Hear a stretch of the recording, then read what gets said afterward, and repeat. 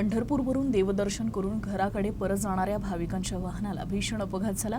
या अपघातात 3 भाविकांचा जागीच मृत्यू झाला तर 7 भाविक गंभीर जखमी झाले। चालकाचे गाडीवरील नियंत्रण सुटल्याने रस्त्याच्या कडेला असलेल्या पिल्लरवर गाडी धडकली।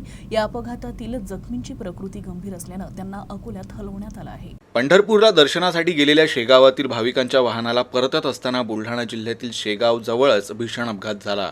सोमवारी सकाळी 6च्या सुमारास हा अपघात घडला। भाविकांना घेऊन येणारी क्रुझर गाडी शहराच्या प्रवेशद्वारावर लावण्यात आलेल्या स्वागत फलकाच्या पिल्लरवर जाऊन धडकली।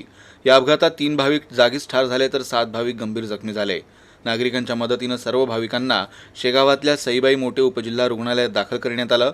यानंतर गंभीर जखमी भाविकांना पुढील उपचारासाठी अकोल्याला हलवण्यात आलंय। चालकाला झोप लागल्याने हा अपघात झाल्याची प्राथमिक माहिती आहे। तर रात्रीपासून हा प्रवास सुरू होता तर भाविकांच्या घरापासून अवघ्या 2 किलोमीटर अंतरावर हा अपघात झाला। त्यामुळे शेगावात हळहळ व्यक्त करण्यात येते आहे। अकोल्यातील दंगलीनंतर संचारबंदी निर्बंधात अक्षरशः बदल करण्याचे आदेश जिल्हाधिकारी निमा अरोरा यांनी रविवारी दिले। जुने शहर पोलीस ठाण्याच्या हद्दीत 21 मे पासून पुढील आदेशापर्यंत रात्री 8 ते सकाळी 8 वाजेपर्यंत जमावबंदीचा आदेश लागू करण्यात आला आहे। दगडफेक जाळपोळीनंतर जुने शहर, डाबकी रोड, सिटी कोतवाली आणि रामदास पेठ या 4 पोलीस ठाण्यांच्या हद्दीत संचारबंदी आणि जमावबंदी लागू करण्यात आली होती आणि नंतरच्या काळात निर्बंध शिथिल करण्यात आले होते। आता स्थिती हळूहळू सुधारत असल्याने जमावबंदीच्या कालावधीत शिथिलता देण्यात आली आहे। आता जुने शहर पोलीस स्टेशनच्या हद्दीत 5 किंवा त्यापेक्षा जास्त व्यक्तींनी एकत्र येण्यास बंदी घालण्यात आली आहे। कलम 144 अन्वये यापूर्वी काढण्यात आलेले आदेश रद्द करण्यात आले असून केवळ जुने शहर पोलीस ठाण्याच्या हद्दीत रात्री 8 ते सकाळी 8 पर्यंत जमावबंदी आदेश लागू राहणार आहे। ग्रामीण भागात नियमित पाणीपुरवठा होत नसल्यामुळे गावकऱ्यांना पिण्याच्या पाण्यासाठी वणवण भटकंती करावी लागत आहे। पाणीपुरवठा योजनेवर कोट्यावधी रुपये खर्च करूनही ग्रामीण भागात नियमित पाणीपुरवठा होत नसल्याने जिल्हा प्रशासनावर संताप व्यक्त होत आहे। बाळापूर पंचायत समिती अंतर्गत येणाऱ्या ग्राम कारंजा, रमजानपूर, मालवाडा, लोणागरा, हातला, अंत्री या गावातील ग्रामीण जनतेचे पिण्याच्या पाण्यासाठी हाल होत आहेत। पाणी असूनही प्रशासनाच्या नियोजन शून्य कारभारामुळे ग्रामीण जनतेला पाण्यासाठी वणवण भटकावं लागत असल्याने स्थानिक लोकप्रतिनिधी आणि शासन प्रशासनावर नागरिक रोष व्यक्त करत आहेत। या भागात नुकतीच 250 कोटी रुपये खर्चून नवीन पाईपलाईन अंथरण्यात आली। इतका मोठा खर्च करूनही नागरिकांना पाणी मिळत नसल्याने गावातील नागरिकांना बैलगाडी आणि 2 व्हीलरने शेतातून पाणी आणावं लागतंय। पंचायत समिती बाळापूर अंतर्गत कारंजा, रमजानपूर इथं पाणीपुरवठा योजनेसाठी काही कर्मचारी ठेवले आहेत। त्यासाठी शासन महिन्याकाठी कोट्यावधी रुपये खर्च करत आहे। या मार्गावर जागोजागी पाईपलाईन फुटल्याने गावांना पाणी पोहोचत नाही। याकडे वरिष्ठ अधिकाऱ्यांनी लक्ष देण्याची मागणी गावकऱ्यांनी केली आहे। अकोला जिल्हा परिषदेत सन 2021-22 चे सुमारे 10 कोटी रुपये अखर्चित आहे। काही विशेष घडामोडी न घडल्यास हा निधी जून महिन्यात पुन्हा शासनाकडे जमा होणार आहे। या निधीतून रस्ते मजबूतीकरण, आरोग्य केंद्र, उपकेंद्र, पाणीपुरवठा योजना, शाळा दुरुस्तीचं नियोजन करण्यात येणार होतं। राज्य शासनाकडून दरवर्षी विविध विकास कामांसह उपक्रमांसाठी निधी मंजूर करण्यात येतो। हा निधी जिल्हा वार्षिक योजनेअंतर्गत वितरित करण्यात येतो। वितरणाचं नियोजन पालकमंत्र्यांच्या अध्यक्षतेखालील जिल्हा नियोजन समितीकडून करण्यात येतं। निधीसाठी सरकारच्या विविध यंत्रणांकडून नियोजन समितीकडे प्रस्ताव सादर करण्यात येतात। त्यानुसार समिती प्रस्तावांना मंजुरी प्रदान करते। दरम्यान जिल्हा परिषदेत गेल्या 2 वर्षांचा निधी अखर्चित असल्याची माहिती सूत्रांनी दिली। प्रशासन आणि लोकप्रतिनिधींमध्ये योग्य समन्वय नसणं, सदस्यांमध्ये एकमत न होणं, तांत्रिक अडचणी आदींमुळे योजना मार्गी लागत नाहीत। परिणामी निधी अखर्चित राहतो। मात्र आता हा अखर्चित निधी जून महिन्यात शासन जमा होणार असल्याने त्याचा विकास कामांवर परिणाम होणार आहे। अकोला शहरातील बैतपुरा भागात एका प्लास्टिक खेळणीच्या गोदामाला भीषण आग लागली। या आगीत गोदामातील साहित्यांची राख रांगोळी झाली। सुदैवाने या आगीत कोणतीही जीवितहानी झाली नाही। ही आग शॉर्ट सर्किटनं लागल्याचा अंदाज व्यक्त करण्यात येत आहे।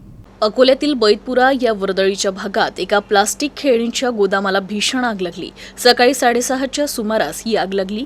ही आग आटोक्यात आणण्यासाठी पोलीस विभाग आणि अग्निशमन दलाला मोठी कसरत करावी लागली, कारण या भागातील रस्ते अरुंद असल्याने अग्निशमनाच्या गाडीला आत प्रवेश करण्यासाठी अडचण निर्माण होत होती। अग्नीनं रौद्र रूप धारण केल्यानं खुले नाट्यगृह ते फतेह चौक हा रस्ता ये जा करण्यासाठी बंद करण्यात आला आहे। ही आग बुझवण्यासाठी अकोला पोलीस अधीक्षक संदीप घुगे यांनी विशेष परिश्रम घेतले। त्यांनी स्वतः घटनास्थळी दाखल होत घरांमधून सिलेंडर बाहेर काढले। ही आग शॉर्ट सर्किटमुळे लागली असल्याचा प्राथमिक अंदाज असून या आगीत लाखो रुपयांचं नुकसान झाल्याची शक्यता वर्तविली जात आहे। सुदैवाने या आगीत कोणतीही जीवितहानी झाली नसून आग आटोक्यात आणण्याचे शर्तीचे प्रयत्न सुरू आहेत। सांगलीवाला शोरूमच्या मागे कॉम्प्लेक्समध्ये आग लागली होती आणि तिथे 15 से 20 नाही आहे फ्लॅट तिथे आहे आणि जे राहणारे लोक आहेत त्यांना नाही आहे लगेच नाही आहे बाहेर काढलेलं आहे. कोणताच नाही आहे, जीवहानी झालेली नाही आहे. आणि तिथे इतका कंजेस्टेड आहे की आमचे जे फायरमॅन आणि जे फायर ब्रिगेडला काम करता येत नाही आणि एन्क्रोचमेंट इतका जबरदस्त आहे की तिथे काम करणं एकदम अत्यंत असंभवसारखं आहे. पण आमचे जे जांबाज लोकांनी आणि जे आमचे आजूबाजूच्या लोकांनी जे सहकार्य केलं त्याच्यामुळे आम्हाला आगावरनी आम्ही नियंत्रण केलेलं आहे. बुलढाणा जिल्ह्यातील खामगाव शहरात महाराणा प्रताप यांची जयंती उत्साहात साजरी करण्यात आली.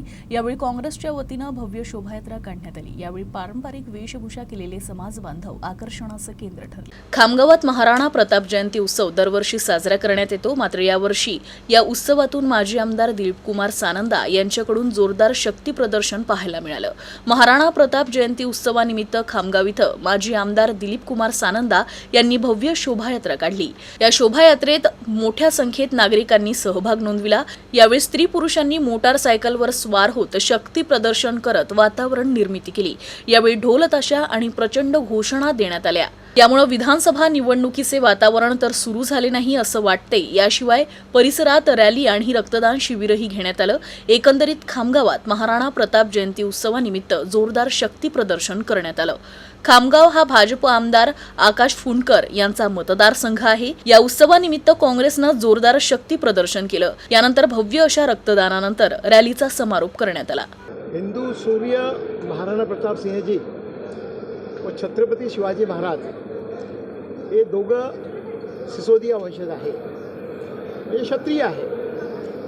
आज हिंदू सूर्य महाराणा प्रताप सिंह जयंती 483वी जयंती आज मोठ्या थाटामध्ये विशेषतः हम सब एक है हा नारा देऊन आज साजरी करण्यात आली.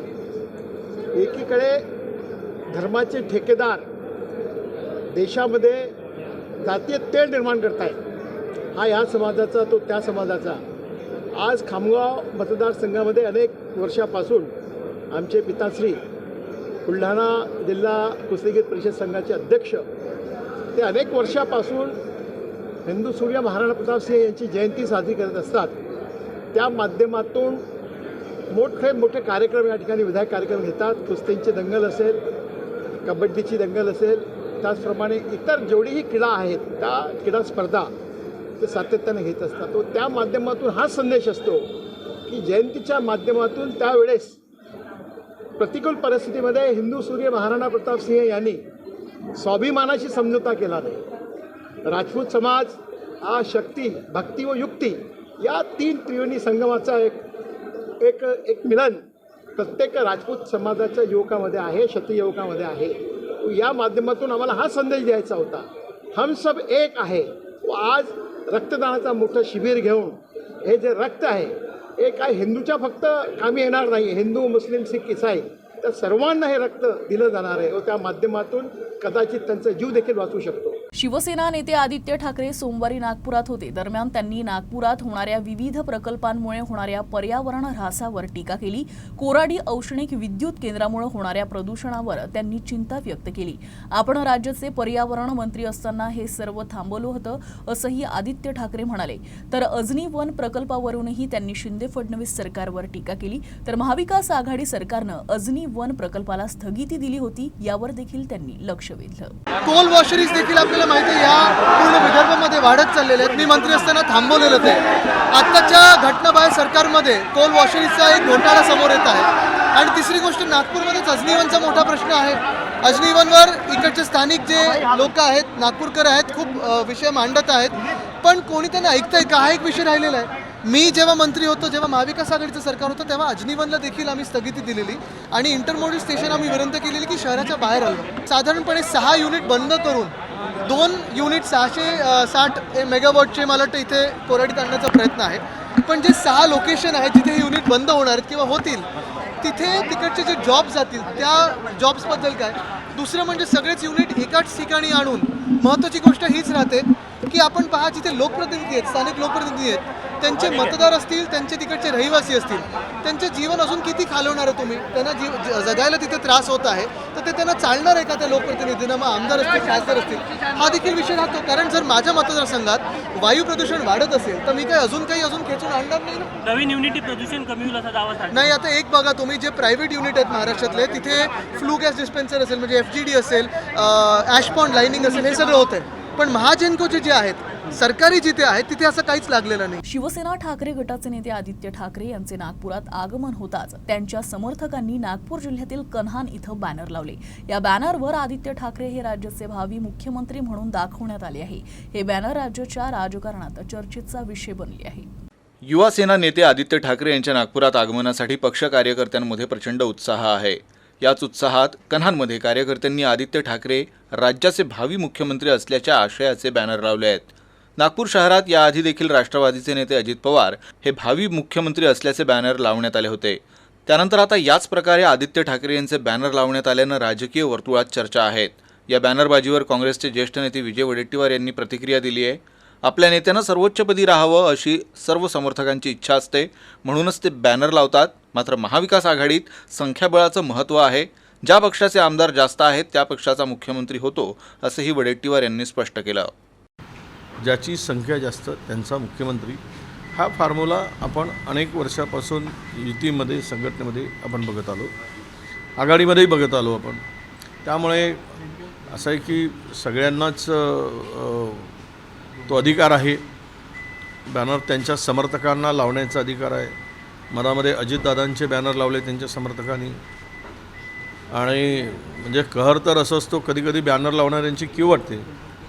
तिकडे बापट साहेबांचा मृत्यू झाला आणि मुळीकांनी भावी खासदार म्हणून बॅनर लावले.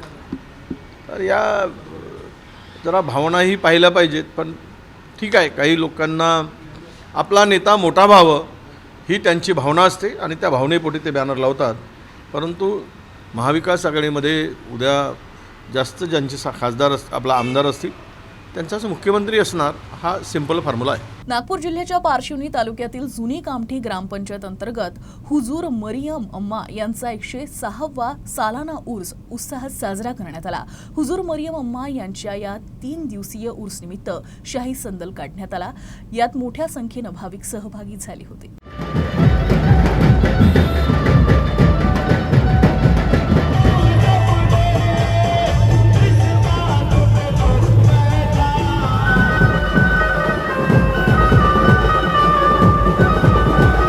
मरियम अम्मा साहिबा रहमतुल्लाह अलैह का 106वां सालाना उर्स बड़े शान शौकत से मनाया गया. इस मौके पे अम्मा हुजूर के दरबार से शाही संदल निकाला गया, जो कि ताजाबाद ट्रस्ट नागपुर से भी शाही संदल निकाला गया और दोनों संदल कनान में मिलीन होके वापस अम्मा के दरबार वापस आके चादर पेश की गई. इस मौके पे जोर शोर से महाप्रसाद, पानी, शरबत सब वितरित करा गया और निशान पेश किया गया. के मौके पे हुजूर सरकार सैयद मोहम्मद बाबा ताजुद्दीन रहमतुल्लाह अलैह से शाही संदल लाया गया. उस संदल में बहुत सारे ज़ायरीन भी आए और उस संदल का महत्व ये है कि वो सरकार ताजुल औलिया खुद अपनी हयात में लेके आते थे. अम्मा हुजूर का विसाल 1920 में हुआ. उसके बाद बा हुजूर का विसाल 1925 में हुआ. बा हुजूर खुद अम्मा यान का 5 साल शाही संदल लेके आए और अम्मा यान में जितने भी 5 साल जितनी भी रस्म हुई, सरकार ताजुल औलिया ने खुद अपने हयात में खुद सारी रस्म को अदा किया गया. राष्ट्रवादी नेते अजित पवार यांच्या मोठ्या भाऊ या विधानावर काँग्रेस नेते विजय वडेट्टीवार यांनी प्रतिक्रिया दिली. महाविकास आघाडीत कुणीही लहान किंवा मोठा भाऊ नाही. महाविकास आघाडीला मजबूत बनवण्यासाठी तिन्ही भावांना मिळून सामूहिक प्रयत्न करायला हवे, तरच चांगला निकाल हाती येईल आणि त्यानंतर कुणाला कोणती जबाबदारी मिळेल हे ठरवलं जाईल, असं देखील ते म्हणाले. प्रत्येकाला मोठा भाऊ लहान भाऊ या वादात आम्हाला पडायचं नाही आणि आम्ही त्या वादामध्ये पडणार पण नाही. परंतु त्याचं उत्तर मला वाटतं प्रदेशाध्यक्षांनी दिलेलं आहे. हे कुठलेही वक्तव्य सध्या भाऊ लहान की मोठा त्यापेक्षा पहिले तीनही भाऊ मिळून शेती चांगली करू, उत्तम शेती करू, चांगली नांगरणी करू, चांगलं पीक येईल, यासाठी 3 भावांनी सामूहिक प्रयत्न करण्याची आवश्यकता आहे. मी मोठा भाऊ आहे, मी नांगरच धरणार नाही आणि लहान भाऊ म्हणेल माझे बैलच देणार नाही आणि छोटा भाऊ म्हणेल मी त्याला बी बियाणे पुरवणार नाही, तर शेतीचा हंगाम काही चांगला होणार नाही.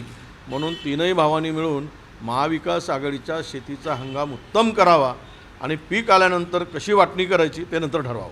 दरम्यान विजय वडेट्टीवार यांनी पुन्हा एकदा विविध पक्षांच्या नेत्यांवर केंद्रीय यंत्रणेतर्फे केल्या जाणाऱ्या कारवाईवरून भाजपवर निशाणा साधला. ईडी आणि सीबीआय सारख्या केंद्रीय यंत्रणा केंद्र सरकारच्या दबावात काम करत आहे. आणि अनेक ईडीचे नोटीस हे राजकीय प्रेरित असतात. त्याला राजकारणाचीच किनार असते आणि अशा नोटिसा ईडी काढत असतात. सीबीआय असेल, ईडी असेल, हे केंद्र सरकारच्या आधिपत्याखाली काम करणाऱ्या यंत्रणा आहेत. त्यांच्या दबावात काम करणाऱ्या ह्या यंत्रणा आहेत. त्या काही संपूर्ण स्वच्छपणे काम करतात असं त्याचा अर्थ अजिबात नाही. आर्थिक फसवणूक करणारे नवनवीन युक्त्या लढवून सर्वसामान्य नागरिकांची फसवणूक करत आहे. फसवणुकीचा असाच एक धक्कादायक प्रकार समोर आला आहे. केदारनाथ यात्रेला गेलेल्या वृद्ध नागरिकांची हेलिकॉप्टरच्या ऑनलाईन तिकिटाच्या नावावर आर्थिक फसवणूक करण्यात आली. नागपुरातून चारधाम यात्रेला निघालेल्या 25 भाविकांची हेलिकॉप्टर तिकिटाच्या नावाखाली सुमारे 2 लाख रुपयांनी फसवणूक करण्यात आली आहे. राहुल ठाकरे हे 25 भाविकांना घेऊन चारधाम यात्रेला गेले आहेत. सर्व भाविक वृद्ध असल्यानं केदारनाथच्या दर्शनासाठी या सर्वांसाठी हेलिकॉप्टर तिकीट खरेदी करण्यात आलं होतं. रविवारी ज्यावेळी हे सर्व भाविक केदारनाथच्या दर्शनाला जाण्यासाठी गुप्त काशी येथील हेलिपॅडवर पोहोचले तेव्हा त्यांच्याकडे असलेली तिकीटं बनावट असल्याची माहिती त्यांना देण्यात आली. राहुल यांनी या सर्वांसाठी पवन हंस लिमिटेडच्या वेबसाईटवरून हेलिकॉप्टरचं तिकीट खरेदी केलं होतं. उत्तराखंडमधून राहुल यांनी UCN न्यूजला याबाबत माहिती दिली. ही फसवणूक आमच्यासोबतच नाही तर यवतमाळ, अकोला आणि वर्धा येथील काही भाविकांसोबतही अशीच फसवणूक झाल्याचं राहुल यांनी सांगितलं. नागपूर शहरात चोरीचे अट्टल गुन्हे घडवून आणणाऱ्या वॉन्टेड चोरट्याला गुन्हे शाखा पोलिसांच्या पथकानं गोपनीय माहितीच्या आधारे अटक केली. त्याच्याजवळून पोलिसांनी जवळपास 4.5 लाख रुपयांचा चोरीचा मुद्देमालही जप्त केला. नागपूर शहरात गेल्या काही दिवसात अनेक ठिकाणी चोरीच्या घटना घडल्या होत्या. गुन्हे शाखेचे पोलीस या चोरट्याचा शोध घेत होते. संदीप टेंभरे नामक व्यक्ती या चोऱ्यांमागे असल्याची गोपनीय माहिती पोलिसांना मिळाली. या माहितीच्या आधारे पोलिसांनी जुनी कामठी नाक्याजवळ सापळा रचून या चोरट्याला अटक केली. तो मूळचा मध्य प्रदेशातील सिवनी इथं राहणारा आहे. चौकशी दरम्यान या चोरट्यानं वाठोडा सक्करदरा पोलीस ठाणे हद्दीत आणि ग्रामीण भागात चोऱ्या केल्याची कबुली दिली. पोलिसांनी त्याच्या सांगण्यावरून 4.5 लाखांहून अधिक किमतीचा चोरीचा मुद्देमाल जप्त केलाय.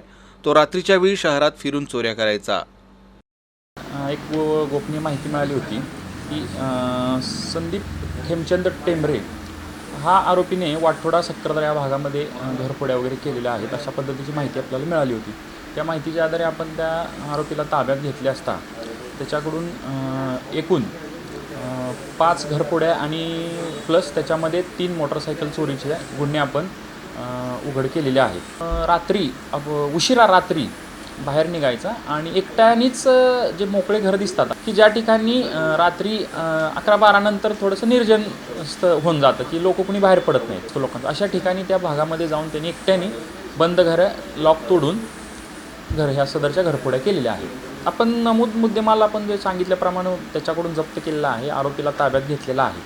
पुढील कार्यवाहीसाठी आपण सदर आरोपीला पोलीस स्टेशन वाठोडा यांच्या ताब्यात देत आहोत. नागपूर विद्यापीठाची उन्हाळी परीक्षा सोमवारपासून सुरू झाली आहे. परीक्षेसाठी विद्यापीठ प्रशासनानं तयारी पूर्ण केली आहे.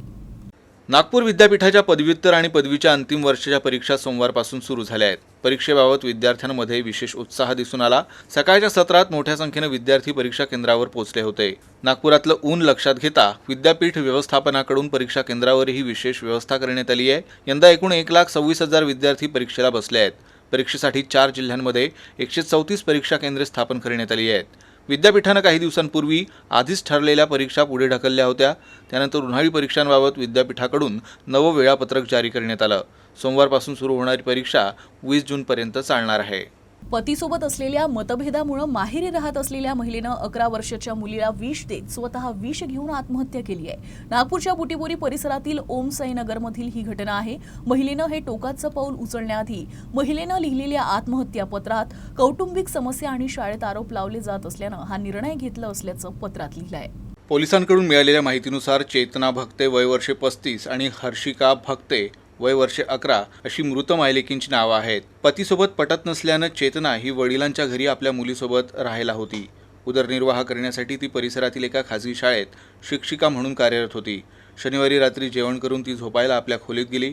दरम्यान रविवारी सकाळी 10 वाजल्यानंतरही मुलगी आणि नात उठली नसल्यानं तिचे वडील त्यांना उठवण्यासाठी गेले होते. मात्र खोलीचं दार अनेकदा ठोठावूनही आतून कोणताच प्रतिसाद मिळाला नाही. अखेर त्यांनी बाजूच्या भाडेकरूच्या खोलीतून मुलीच्या खोलीत पाहिलं असता तिनं आत्महत्या केल्याचं निदर्शनास आलं. तिच्या वडिलांनी लगेच आरडाओरड करून मुलाला आणि शेजाऱ्यांना बोलवलं. घटनेची माहिती मिळताच पोलीस घटनास्थळी पोहोचले. त्यांनी पंचनामा करून चेतनाचा मृतदेह उत्तरीय तपासणीसाठी पाठवला. तर छवीची प्रकृती अत्यावस्था असल्यानं तिला लगेच बुटीबोरीतल्या खाजगी दवाखान्यात नेलं. मात्र डॉक्टरांनी तिला नागपुरातील खाजगी रुग्णालयात पाठवण्यास सांगितलं. तिथं उपचारादरम्यान छवीचाही मृत्यू झाला. घटनास्थळावरून पोलिसांनी एक आत्महत्या पत्र जप्त केलं आहे. कौटुंबिक कलह आणि ती शिकवत असलेल्या शाळेमध्ये झालेले आरोप यामुळे त्रस्त होऊन आत्महत्या करत असल्याचं या आत्महत्या पत्रात नमूद असल्याची माहिती आहे. तुर्तास पोलिसांनी आकस्मिक मृत्यूची नोंद केली असून पुढील तपास सुरू आहे. इंडियन मेडिकल असोसिएशन नागपूरच्या नव्या कार्यकारिणीचा शपथविधी सोहळा रविवारी संपन्न झाला. या कार्यक्रमात केंद्रीय मंत्री नितीन गडकरी यांची प्रमुख उपस्थिती होती. गडकरींनी नव्या कार्यकारिणीला शुभेच्छा देत डॉक्टरांनी समाज आणि गरिबांसाठी काम करण्याचा सल्ला दिला. आयएमएच्या नवीन कार्यकारिणीचा शपथविधी सोहळा रविवारी थाटात संपन्न झाला.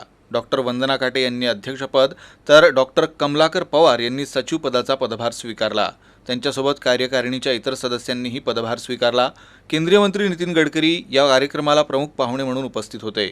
नागपुरात होत असलेल्या विकासात वैद्यकीय क्षेत्राचं मोठं योगदान आहे. नागपूर हे एक मोठं मेडिकल हब म्हणून ओळखलं जातं. अशा स्थितीत रुग्णांना चांगल्या वैद्यकीय सुविधा मिळणं आवश्यक आहे. समाजातील गरीब लोकांपर्यंत सवलतीच्या दरात वैद्यकीय सुविधा पोहोचायला पाहिजेत. आयएमएची नवीन कार्यकारिणी या दिशेनं नक्की काम करेल असा विश्वासही गडकरी यांनी व्यक्त केला. मला खूप आनंद आहे की आज विशेषतः डॉक्टर प्रोफेशनमधून अनेक डॉक्टर, मिलिंद बसला इथे, अनेक गरीब लोकांना खूप चांगल्या प्रकारे त्यांच्याकडनं आधार मिळालेला आहे. त्यांच्या सगळ्या डॉक्टरांनी अनेक प्रकारे समाजातल्या गरीब लोकांची उत्तम सेवा केलेली आहे आणि त्यामुळे निश्चितपणे डॉक्टरांना समाजातूनही प्रेम मिळालेलं आहे. आणि म्हणून आज स्वाभाविकपणे आपल्या सगळ्यांचं योगदान हे समाजाकरता आणि विशेषतः गरीब माणसाकरता नेहमीच लक्षात ठेवण्यासारखं आहे. मला विश्वास आहे की IMAच्या या टीमकडून अनेक चांगले कार्यक्रम होत असतात. विशेषतः अनेक कॅम्पमधून गरीब लोकांना विशेषतः आज डायग्नोसिस करणं आणि आयडेंटिफाय करणं डिसीज काय आहे हे खूप महत्त्वाचं आहे आणि याच्यामध्ये नक्कीच चांगलं काम नवीन टीम करेल. मी मनापासून वंदनाला आणि त्याच्या टीमला खूप खूप शुभेच्छा देतो. आणि मला हा पहिला कार्यक्रम आहे, अजून 7 कार्यक्रमात जायचं आहे आता. त्यामुळे आणि देवेन आणि मी पण काही कार्यक्रम बरोबर आहे, त्यामुळे वेळा तो त्याला वाट पाहावी लागू नये म्हणून मला जायचं असल्यामुळे मी मंचावर असलेल्या सगळ्या लोकांची आणि आपल्या सगळ्यांची क्षमा मागतो, कारण मला आपण जाण्याची अनुमती द्यावी. आणि पुन्हा एकदा सगळ्या नवीन नवनिर्वाचित पदाधिकाऱ्यांना माझ्या खूप खूप शुभेच्छा. बातमीपत्रात इतकंच. बातम्यांची मालिका अशीच सुरू राहील. तोपर्यंत तुम्ही बघत राहा UCN न्यूज.